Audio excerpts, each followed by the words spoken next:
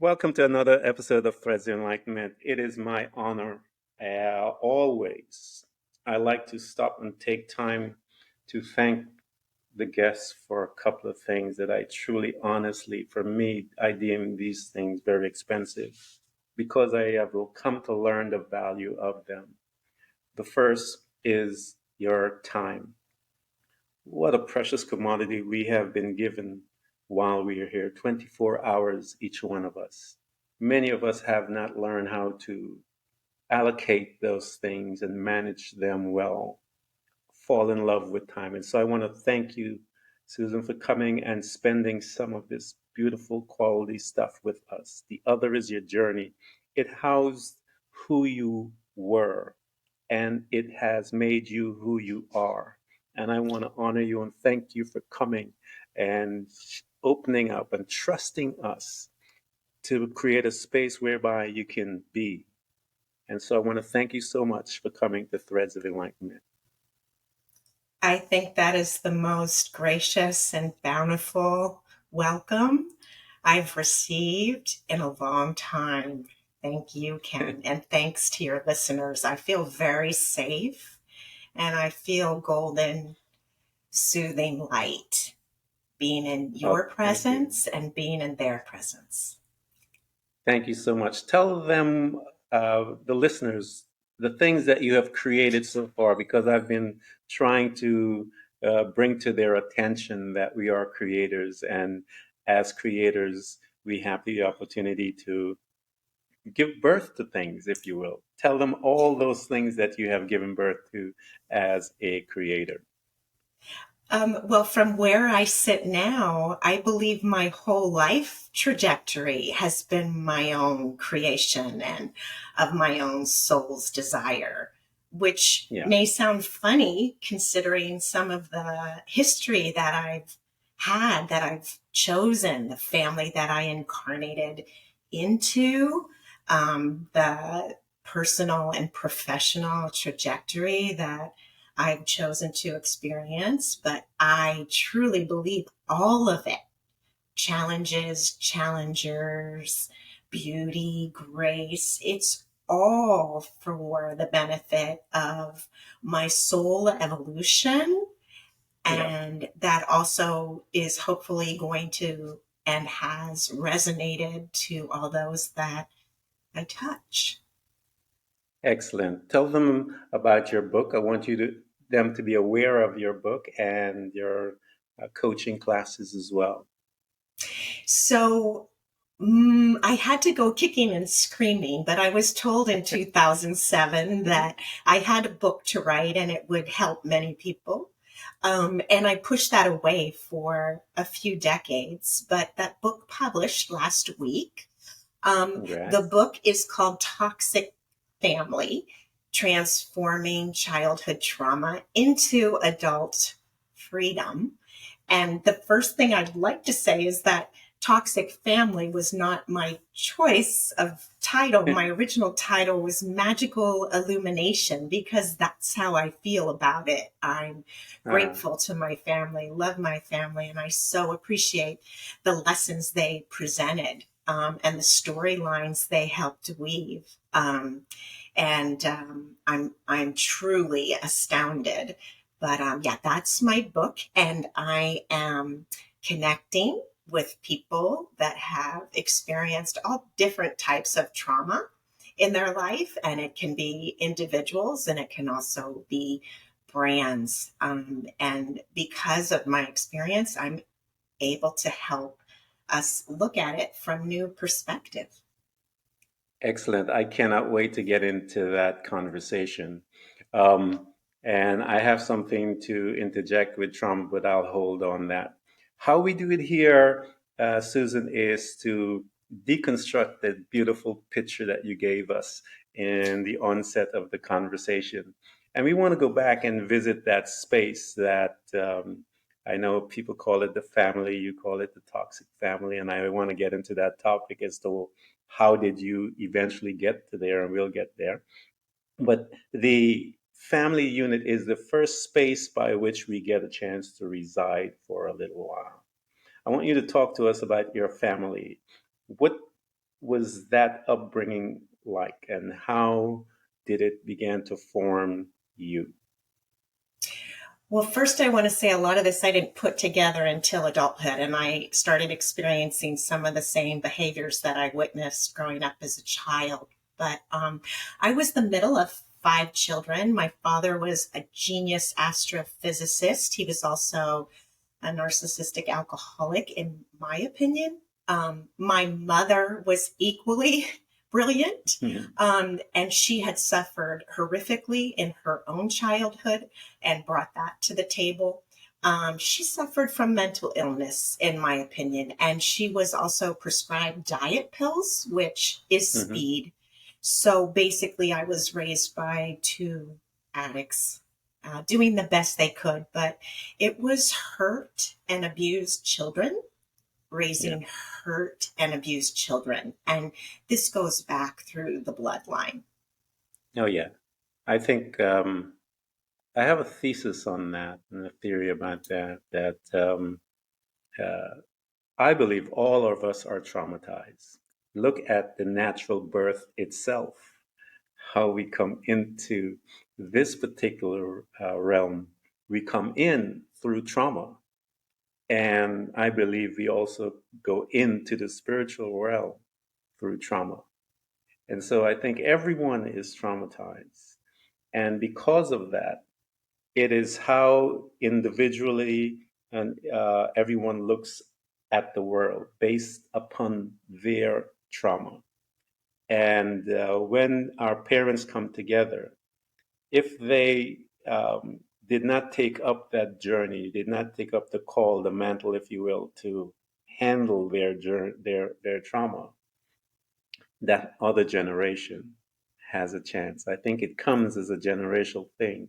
And I think that other generation has the chance to change the trajectory of that entire family because it is in the lineage of and the DNA, if you will, the spiritual DNA, along with the natural DNA of the family. And so when that person takes that mantle and say, I will walk the walk with this one, I believe they have the ability to change their family all the way through. So I that's who we are. I think the trauma comes, Susan, and it's a simple situation, and based on our interpretation of it as children, it it can damage us and it guides our thoughts. So talk to us as to being in this space where the parents are traumatized to that degree. You have your siblings, you're in the middle of all of that. I'm sure there's a lot of jostling here and there for within the siblings. How did you, Susan, that little girl, how did she navigate herself within that unit? Well, Ken, first off, I believe in your thesis. And I just want to say that even today, my father will say, Are you sure you're from this family? I always felt like I was a bit of a standout.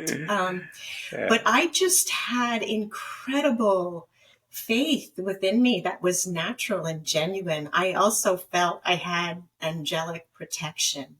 And I hmm, knew intuitively, very young, like I'm talking like under 5 years old, just a real knowing yeah, that I was on a specific journey. And I always knew I had to hold on to a belief that yeah. this was all for a point and that I would survive through it and that I would ultimately help other beings as a result of my experience. I think I've said this many, many times. Because you can be trusted to be obedient to the journey with all of its ups and downs and so forth. That is why you were chosen. And I think because I remember someone I was interviewing a young lady, and she said, I don't understand why it happened to me. And I said, I know exactly why it happened to you. It happened to you because you could be trusted, because you have a purpose. And the purpose was that your heart is designed to be one of a servant. And the only way you can be aware of it was through the journey. So, talk to us, Susan, as you're moving through, you're growing. How did you manage your high school? Family traumatized, you're managing yourself, you knew within yourself that you're a little different. And I cannot tell you the amount of people that I've had this conversation that knew they were a little different from uh, a young age and kind of bucked the fence of normal. So, talk to me as to how you began to navigate yourself. Now, managing you and the trauma that is, surrounds you and your family. How did you manage yourself with those outside your family, meaning your friends and so forth, as you're navigating through high school? I was quite secretive. No one Mm. really knew the true story. As a matter of fact, I'm learning now they envied me. They had no idea what was going on behind the closed door, so to speak. Yeah. And what kept me going, Ken, was a vision of where I wanted to be. I mean, I was in fifth grade on my beanbag on my belly in my basement watching Barbara Walters and wanting to go to New York City and being like Barbara Walters. And ultimately, I did get myself there. And Yeah. actually, Barbara Walters was my exercise client. And actually, she Wow. supported me when I was being harassed in the workplace and offered to come with me to confront the gentleman that was having the difficulty. Yeah. So it's amazing how the story sort of was created and Yeah. manifested. We do that all the time. That is the power of the thought. That is the power of you. We are creators and we are calling energy into existence. And you may have been a young girl laying on the beanbag, but you were creating, you were calling things into existence that manifested as life went by when you were ready for it. But we call those things, and those that are calling negative things, you called it in. And you've been thinking that way for a long time, and it just took some time to manifest. Why? Because it needed situations to begin to be arranged so that you can have what you want. And your life is designed by you. So you have to make a decision as to, do you want to continue that lifestyle, or would you like to find out truly who you are? So here you are moving, Susan. You're going through life.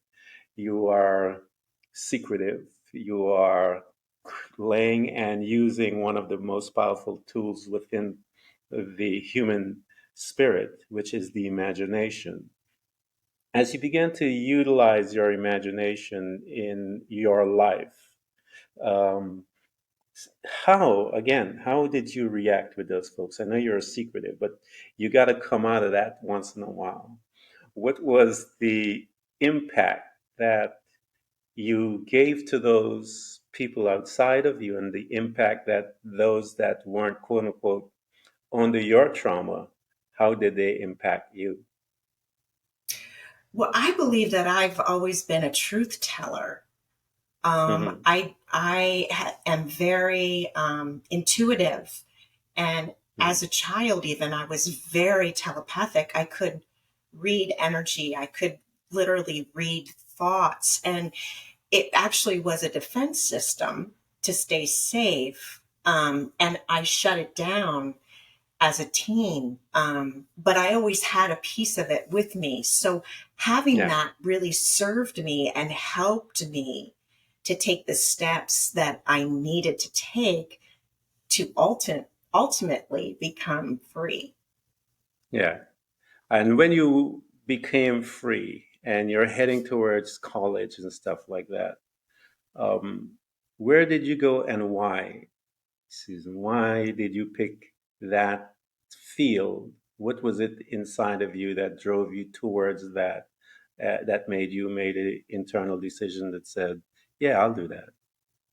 Well, honestly, between you and me, I mean, my father was a college professor, and I wanted to skip college altogether. I thought it was a waste of time. I didn't want to do it. And I had been a trained dancer since I was 3, and that's all I knew. So I went to Hmm. college and got a fine art degree in dance, but it was there that I first got myself to New York City. I created Yeah. an arts management internship in the city. I had to negotiate it. It was very difficult. They did not want to release me. They wanted me to stay in my little trow and, stay programmed, so to speak. But I was Yeah. 19 and I was living in Greenwich Village, and really open to a lot of performance art and a lot of visual art. And it really made an incredible impact. I didn't want to go back to college, but I went, I finished, and then I went back to New York City. Yeah, Greenwich Village is one of my favorite places on the planet. You know, uh, live not too far from there. So I love Manhattan. I love New York. The energy of the space is just incredible. You just have to experience it. But if you are not, it can eat you alive. But it's a great energy to dance in for a little while and get to know the self and experience outside of yourself. So here you are. You're mingling with those in New York. I mean, prime property, as they say, prime location. Greenwich Village is some of the best food and cultural things. One of my favorite arts I used to practice in Greenwich Village was people watching. There's nothing like it. So talk to me as you are now experiencing all of this different shift. You're away from quote unquote trauma that you had in your family. Now, how did you begin to manage yourself with your freedom, if you will? Well, I was definitely open to exploring, and like you said, it was amazing to see the city then and to be exposed to all of it. But honestly, what ultimately happened was I began recreating the family dynamic I grew up in. I Yeah, began to recreate that. And luckily, I was able to see the red flags, to see that was happening. And I asked for help, and the help was delivered. I needed to face addiction, and I got clean. I was very yeah, young. And I had to get out of an abusive environment in the workplace, which I hmm, did. And I created my first firm. And boy, I really had to have faith, Ken, because I had maybe, a couple of months of cash in the bank. And there I was in New York City in my, very mid 20s, early 20s. yeah, And my first deal was in matching celebrities to brands. And I knocked on the factory door and convinced Andy Warhol to do a commercial yeah, for Pontiac. And that kind of set the trajectory for my professional career in matching celebrities to brands and then ultimately into producing. And it sounds yeah, glitzy, and it was glitzy. And I did have exceptional opportunities to meet people that um, we may admire, you know, have fantasy yeah, about their lifestyle. But what I got to see was they were regular human beings putting their pants on one leg at a time in public. And yeah, I was grateful in that I could get sober, but I also had to face clinical depressions.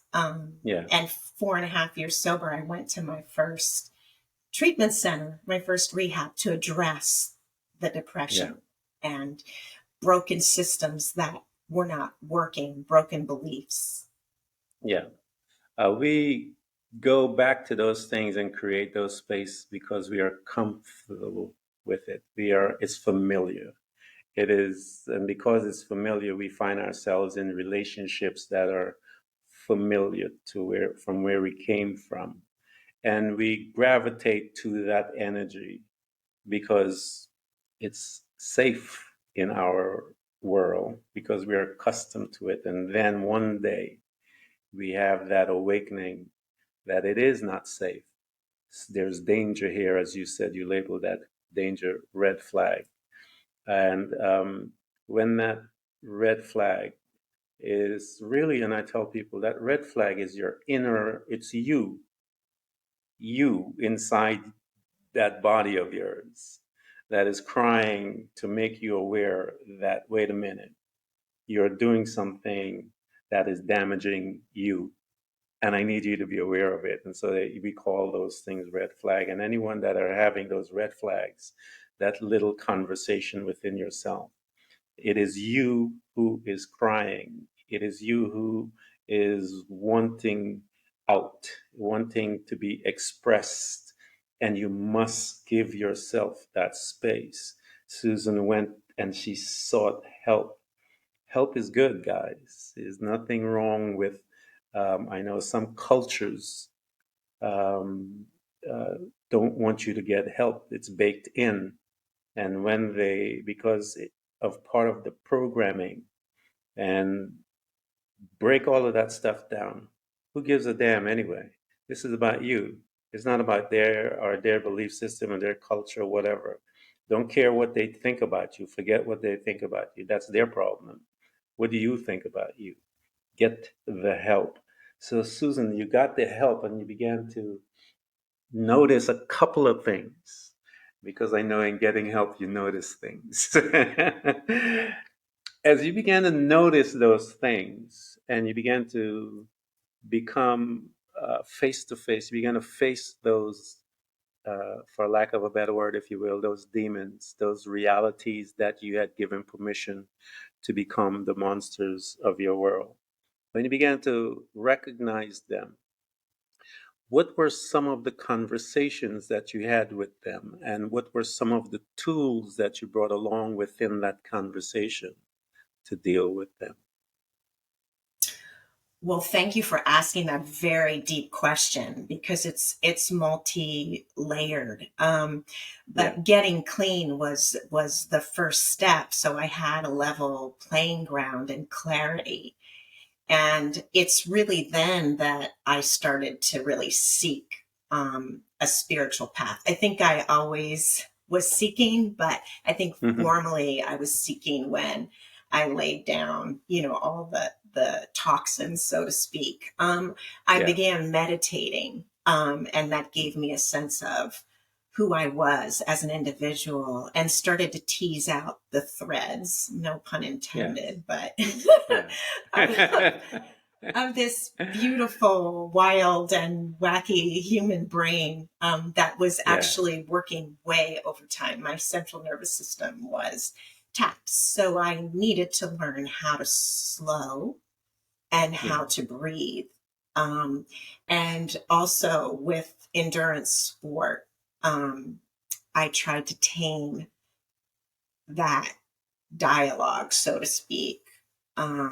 Ultimately, Ken, I was invited to Los Angeles and I thought it was a great career opportunity, but Hmm. really it was to meet one of my greatest gurus of this lifetime. And that was the man who would become my ex husband. Hmm. I love when you talked about, because it's everyone has to be aware of this thing. It is really wonderful how, I think, Susan, because when we have certain needs, um, we are the ones that are calling the situations in.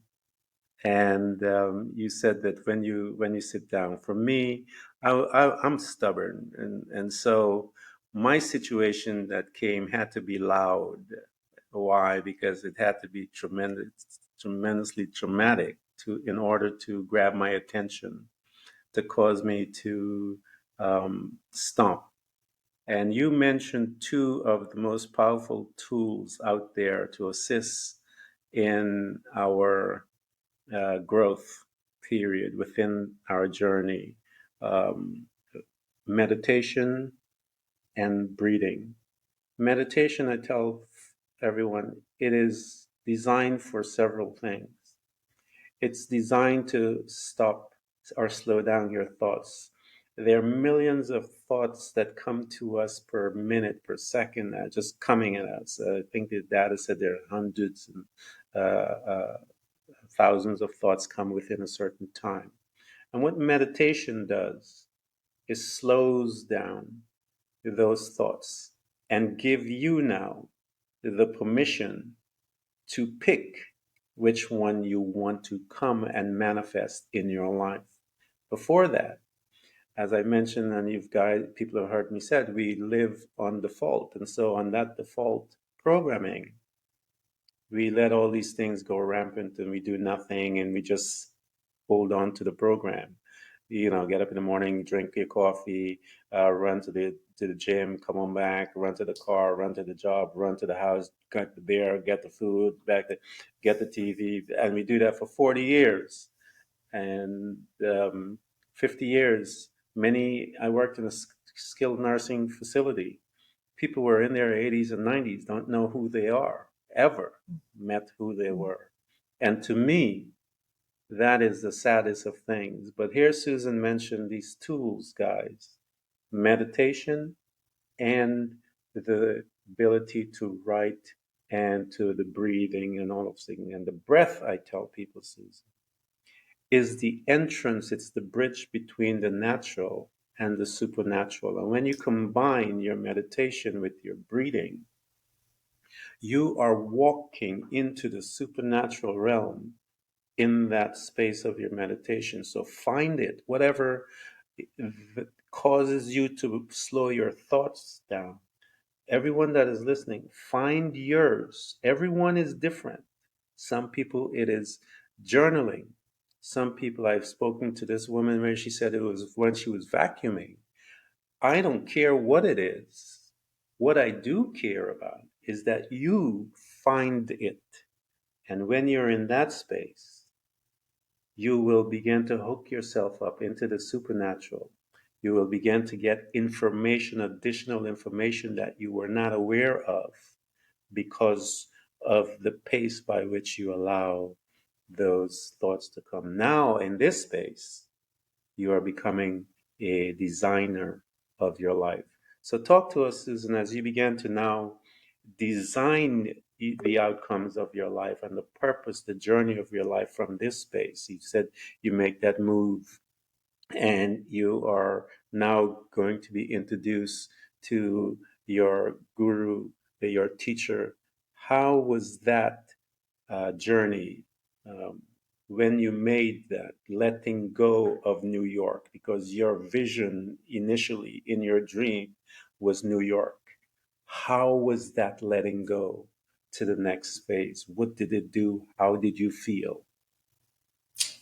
Well, Ken, I wasn't sure I was going to leave New York, but I felt Mm-hmm. I was becoming a caricature of myself. And every other word started with F. And it wasn't Yeah. pretty. It wasn't who I wanted to be. So I got the opportunity to move to Los Angeles. I said yes immediately. And then I went, oh my goodness, what did I do? And all the fear came Yeah. up, but on I Yeah. went. I faced it. And one of my addictions was to male attention since second grade Mm-hmm. and Billy Fritz on the playground. Yeah. And I got to see that addiction come to an end when I met the man that I thought was my Prince Charming. And there was Yeah. a lot of good, but the mask ultimately fell. And I Yeah. tried to make our marriage whole through a postnuptial agreement. And we got to the last point, and I thought, oh, our marriage is saved. This is wonderful. And it's when his eyes went lizard-like cold and he crossed his arms and he said, I'm hiring an attorney and I'm filing for divorce. And I was quiet enough to hear that voice say, this is the universe doing for you what you could not do for yourself. Wow. That is powerful. It was That very is, powerful, Ken. It yeah.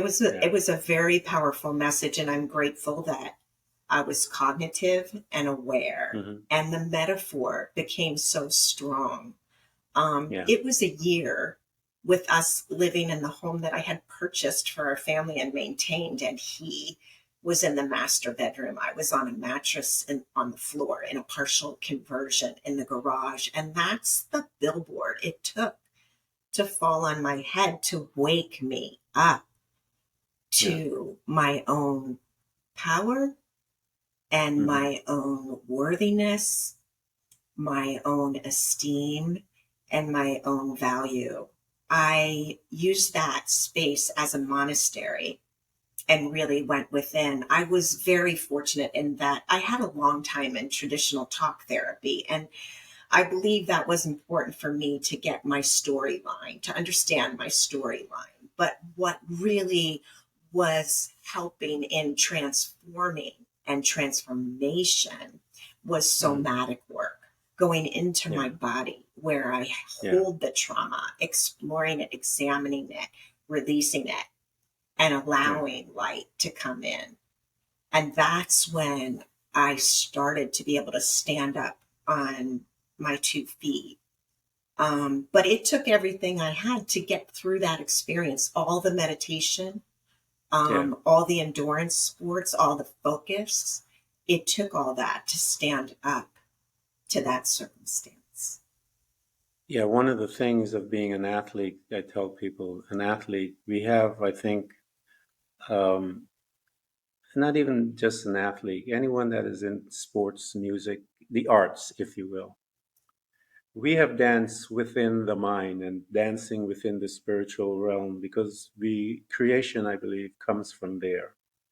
And especially the art, when one dances and you're creating. And I think man has an opportunity to practice voyeurism to an intense degree because when you look at someone um, in their space of them, I think when anyone is looking into that, we are practicing and participating in voyeurism. You see an athlete. But I think the gift that comes from that space of being an artist, Susan, is the ability of the mind. We have learned how to use it to push the body beyond where it goes. As a dancer, you've been there, where the body was dying and you said, no, not yet. And you took it a little further. And the body didn't know that it can go that little further until it began to relinquish control, that it can go a little further. And so an athlete is able to do that. And being in that space where um, I tell one of my sayings that I say that the purpose of darkness is to create, to bring the creator in the forefront. The creator is not needed until I grew up in the Christian faith. We didn't read anything about God until it was darkness. The creator showed up because there was darkness. And then he began to explain and show us how to create. He had already decided what he wanted.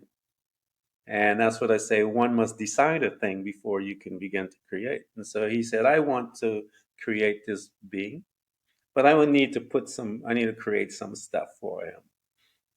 And he created this space, and then he did something precious. He began to play with this mud, and he formed this thing that look. It says, "In his image and likeness." The image was the mud, the physical stuff. That's my body. The likeness, Susan, is when he kissed that mud and drop that spirit inside and that soul. And that's who we are. That is why we are greater than the body. And the systems of the world is designed to keep that spirit, that soul in check. We call it normal. And when we come outside of normal, you and I are designed for greater things. We are designed for greater than 9 to 5s, kissing the ring of the employers, coming back home and watching our families fall apart, going back, kissing the rings of all these other things, and not seeing the greatness that is in you outside of your family. And so you must do the work. So here you are, Susan, doing the work.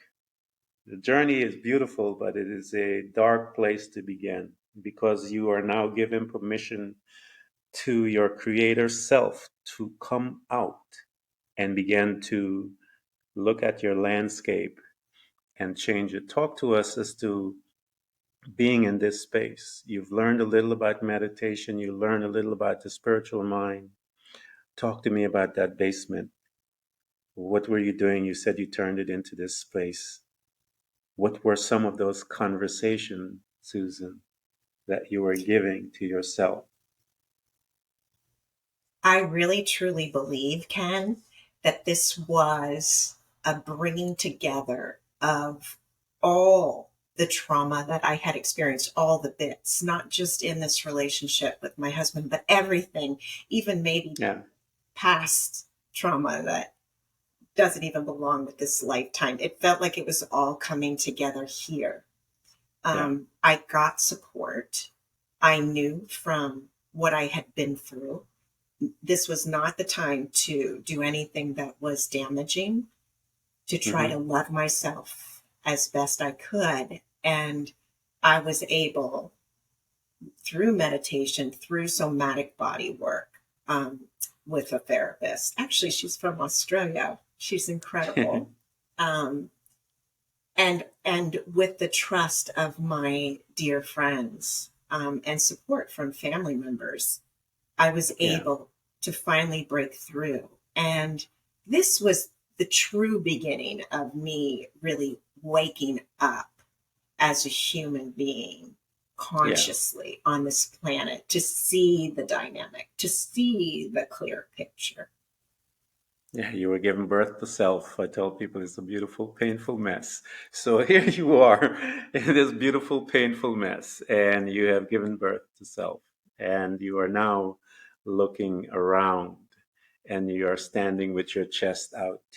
You have come to a place where you have learned to accept who you are. That I tell people that is a serious journey that one goes through. All of the less than thinking that you have been programmed to do. It's just like in someone going through therapy and withdrawal symptoms. It's the same thing, but it's a spiritual withdrawal that we're going through. And you talk about trauma, and I try to explain trauma in this way. Trauma is a deep emotional pain that is bottlenecked within you and is not moving. And until you begin to move it out, it will always circle back because it's there and it hasn't moved. It's lodged within you. And the journey is designed to cause you to release it. And as you release it, you are now giving birth to this person and you're able to look back and go, wow. So here you are. You have created self. Birth is given. You're standing there. You have this smile, and you're going, where the hell do I go? Talk to me, Susan, when you got there and you're smiling and the joy, you're beginning to experience joy. Nothing is familiar here. How did you begin to center yourself while you were there? Well, first, Ken, I needed to give myself the gift of time because this was a Yeah. very different zip code. And Hmm. I would go back to the same tools of navigation and Yeah. realize, oh no, those tools don't work. And ultimately, they all fell away for me. I mean, my endurance athletic training had gotten to a point where it was detrimental, and an Yeah. injury came up and I couldn't walk around the block. So there was another persona that Yeah. dropped that I needed to walk into.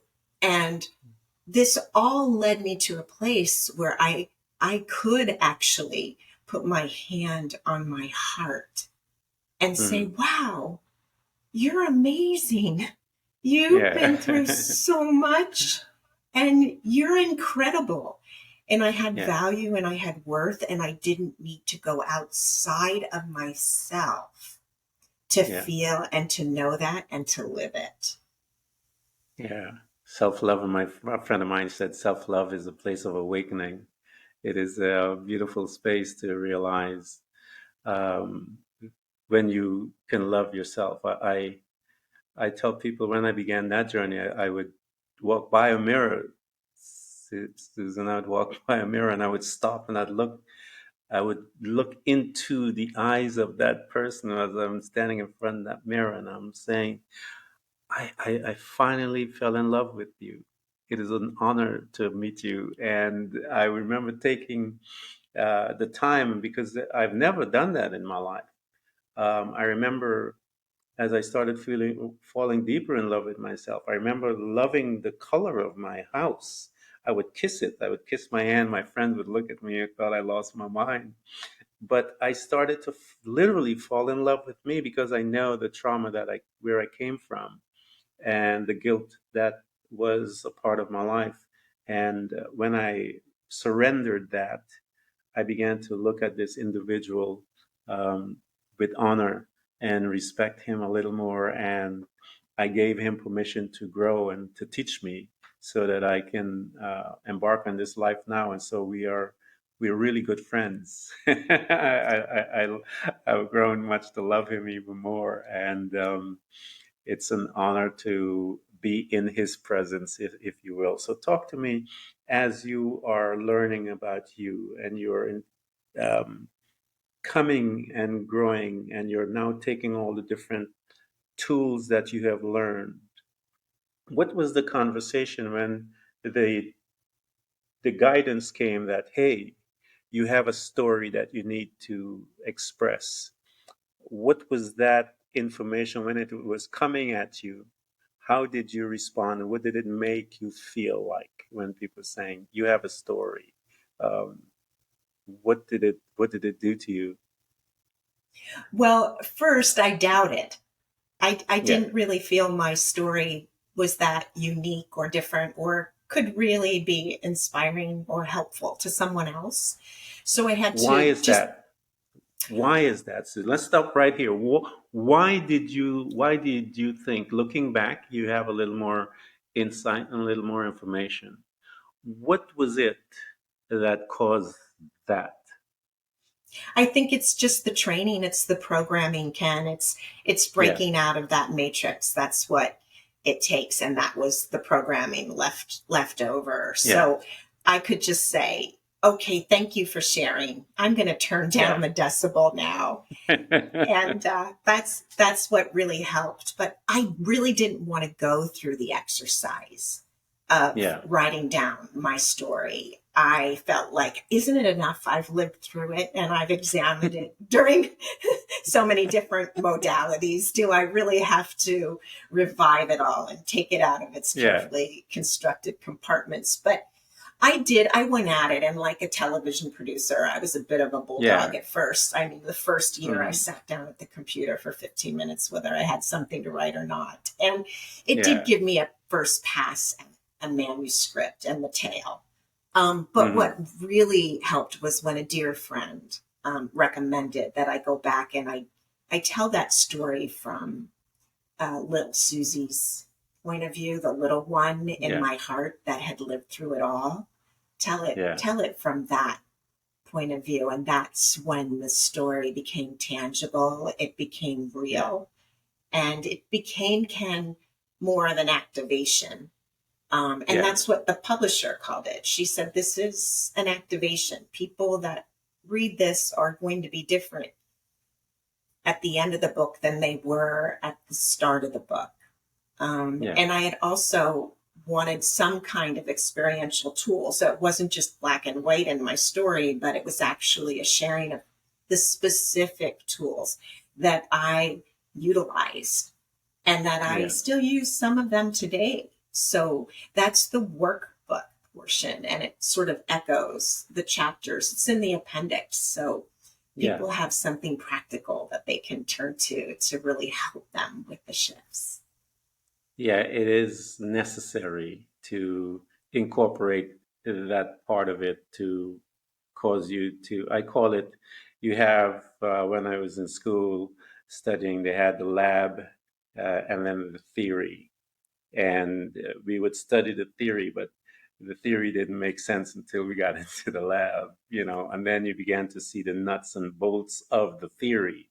And then you're able to get a deeper understanding of it. And that is what Susan is talking about, so that you can have both, so that you will have a deeper understanding of the tools, the purpose of the tools, and how to use it, how to become skillful.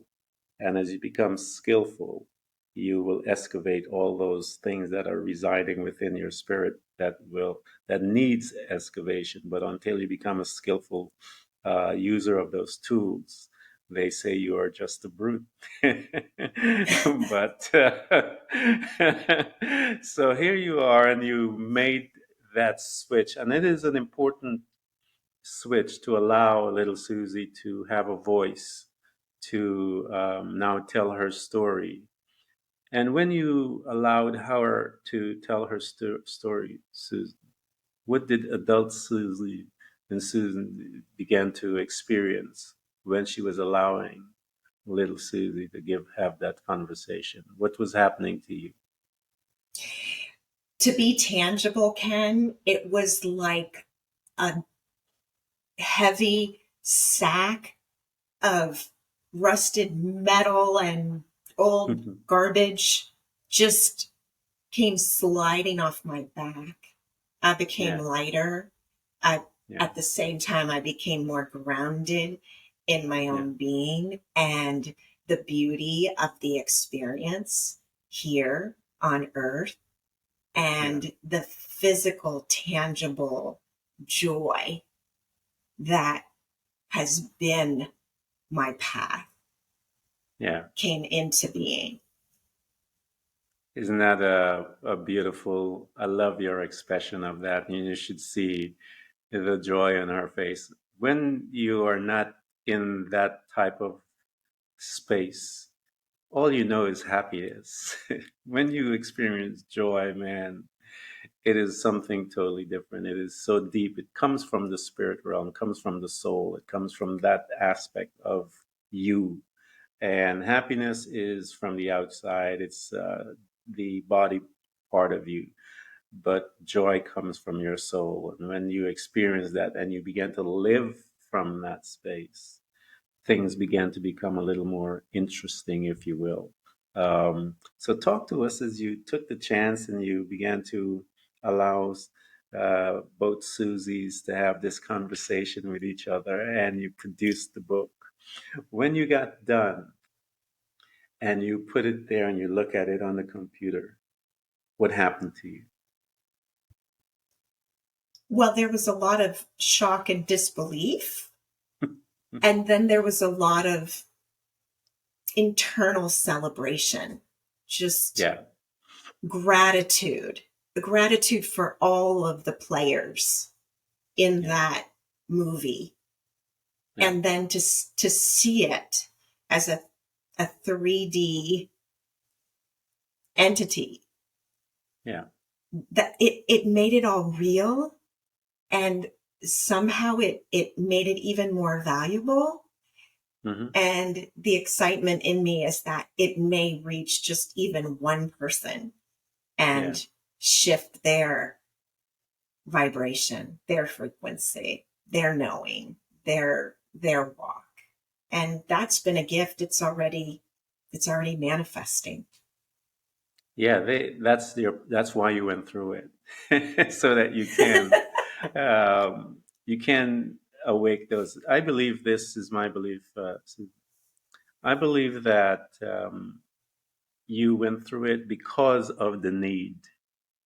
The need was seen, and because the need was seen, someone needed to go through the journey and exit the journey, understood the purpose of it, gather all the tools, put it into a format by which those that have the need can now be satisfied and met. And that is why you had to go through what you will affect many, because the need cause you to walk through, to become awake, walk through, become a student within the journey where you became obedient to the purposeful designing of it, writing it down, expressing it, allowing the Susies to have the conversation, all of that, so that you can now become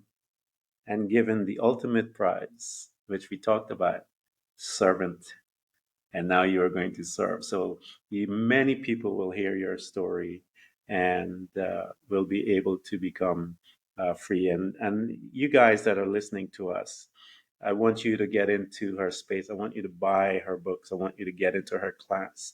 She has much to show you and much to say. You can hear from the voice, from the spirit of Susie. You can hear it. It's palatable. You could taste it. And so I want you guys to get in touch with her book, get in touch with her. I always say to people, when you are reading the book, you are having a private conversation with the author. It is, for whatever the price is of that book, to have a private conversation with someone, that's cheap compared to some other places where you pay thousands of dollars to have that type of privacy, because she will be there when you are sitting with your blanket, and she's not going to argue with you that you don't need the blanket. She is not going to argue with you how you're sitting. She will allow you to be, and she will have the exchange, because those words are life, and they will leap and they will launch into your belief, into your perspective, shift you, move you through from where you are to become where you need to be. So, Susan, here, talk to us about, as you are finished with this beautiful expression of yourself, and you're now going to turn it over to someone to bring it out into the realm of the scene. And I know you were a producer and you're a part of that scene and all of that. How was that release? Was it clean, or was it because you're now stepping in where you have to become a little vulnerable to them? How was that release when you made that transition over? I'm really glad you asked that question. So I thought I would self-publish the book, but I saw that was having its fits and starts, and that might take longer than it should, or may never get there. And I have a very dear friend. She was a producing partner, and she created an expert module where she grooms people to be experts and develops their brands, specifically for television, but all the way across the board. And she developed a publishing label as a result. She's actually a New York Times bestselling publisher. And I gave her a copy of the manuscript, which I thought was really rough. And I gave it to her on a Thursday, and on a Monday, she texted me and she said, "I want to publish your book." Wow. And I was really grateful, and by that point, I was surrendered, Ken. I was happy, but and they didn't make that many changes when it came to the content. But the day they told me they wanted to change the title is when I panicked. My title was Magical Illumination: Transforming Childhood Trauma into Adult Freedom, but their title was Toxic Family, and I felt like I was on an episode of Jerry Springer. I was like, I can't throw my family under the bus. What are you, nuts? And they're like, well, it's already in the book.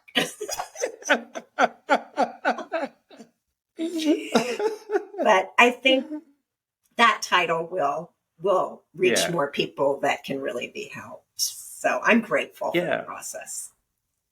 Yeah, I have several podcasts, and there's one of the podcasts that I talk about toxic family, and so it's very funny. That's why I was laughing my heart out, because this family that I was studying, they they were planning to kill each other. They had fights at the funeral. They had all kinds of beautiful things, and so a family is a family, and so that dynamic we all have to deal with, and we have to. It. All I could say, guys, is at the end of it, everything makes sense. Everything makes sense. Your family situation, the pain that you went through, you see the purpose of it. And the purpose of it was to help in the creation of you. And so when you see that, Susan mentioned one of the things, and the reason why I had asked her that question was to bring out that out of her, was that one becomes grateful. And when you begin to live in that state of gratefulness and thankfulness, your world begins to shift. You begin to live in a space that is clean, if you will, of distraction and toxic energy. Because toxic energy doesn't know how to stay stagnant, how to stay connected to someone who's always grateful. It will dissipate. It will run because it doesn't want to be a part of that. And when you live in that state, it'll change everything. It'll change you, first of all. When I get up in the morning, that's one of the things, the very first things I say. I express my thankfulness and my appreciation for another day that I may get to learn of who I am. And that I would also, I'm learning how to, one of my prayer and my meditation now is to respond from a place of compassion to everything, everyone, because I want to learn more about me, not just the person, and to be compassionate. I want to see the deepness that is me. I want to respond out of love and compassion. And I believe with those two, I will learn more of who I am. Susan, this has been an honor. It has been a pleasure. I am so refreshed in my spirit having this conversation and this dance with you. And I do appreciate you coming here at Threads of Enlightenment and sharing you with us and your journey. Thank you so much. Thank you for leading such a beautiful conversation and pathway to enlightenment for myself and for your listeners. I'm really grateful. Thank you, Ken. Thank you.